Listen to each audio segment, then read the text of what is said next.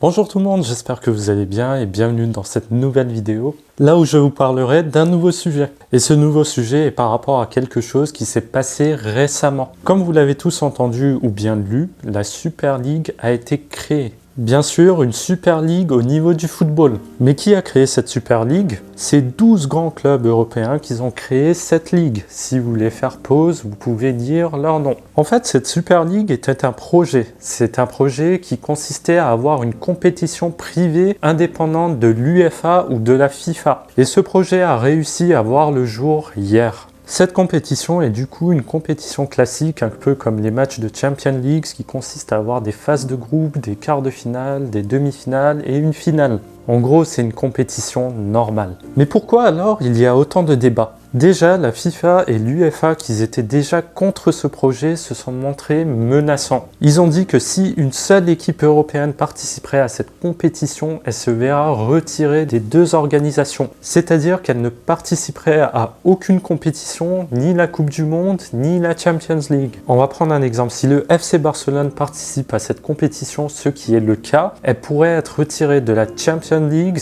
et même des autres compétitions organisées par l'UEFA ou bien la FIFA. De même que certains joueurs qui jouent dans ces équipes ne pourraient même pas participer à la Coupe du Monde. Pour les deux organisations, c'est une question de loyauté. En gros, ces clubs manquent de fidélité. Si les clubs participent à cette compétition, en gros, ils seront contre la FIFA et l'UEFA, c'est-à-dire qu'ils ne seront pas loyaux. Ensuite, il y a les clubs qui participeront à cette compétition. Nous avons déjà 12 équipes qui sont confirmées, c'est-à-dire les fondateurs de cette Super League. Mais au total, il y en aura 20 et ces équipes seront dévoilées aujourd'hui. Certains présidents de ces 12 équipes disent que cette compétition serait une opportunité financière et d'autres disent que c'est une voie pour être indépendant. Mais il y a des équipes qui ont décidé de ne pas participer à cette compétition pour préserver leur loyauté à l'UEFA et à la FIFA. Par exemple, le Bayern Munich ou bien le Paris Saint-Germain ont été approchés. Mais tous les deux ont refusé de participer à cette Super League, dont je pourrais évoquer certains autres clubs comme Dortmund ou bien d'autres équipes qui sont en phase de Champions League. L'UEFA les a donc remerciés publiquement parce qu'ils ont préservé leur loyauté. Mais ce qui pourrait attirer de nombreux clubs,